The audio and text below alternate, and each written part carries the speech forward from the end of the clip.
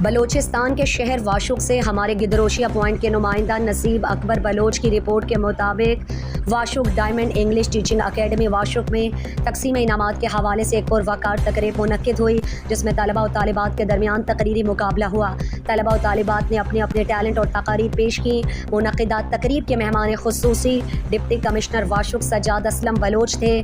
تقریب سے deputy commissioner Washuq Sajjad Aslam Baloch, سابقہ principal government higher secondary school Washuq Haji Qadir Bakhsh Baloch, diamond English teaching academy کے ڈائریکٹر یعقوب عامل بلوچ اور ارشاد حمید اور دیگر نے خطاب میں کہا کہ واشوق جیسے پسماندہ ضلع میں پرائیویٹ اسکول کھولنا اور یہاں کے معصوم بچے اور بچیوں کو تعلیم جیسے زیور سے نوازنا بہت ہی اچھا اقدام ہے۔ یعقوب عمل کی اس کارکردگی کو دل کی گہرائیوں سے سراہتے ہیں اور آج ان بچیوں کی تقاریر اور محنت کو دیکھ کر دل خوشی ہوئی ہے اور امید کرتے ہیں کہ وہ آگے بڑھ کر محنت کریں گے، اپنے پسماندہ علاقے کا نام روشن کریں گے۔ آخر میں پوزیشن ہولڈر اسٹوڈنٹس کو انعامات سے نوازا۔ اس دوران وطن ٹیچر ایسوسی ایشن کے ضلعی صدر چراغ الدین بلوچ، صدر واشوق پریس کلب نصیب اکبر بلوچ اور دیگر موجود تھے۔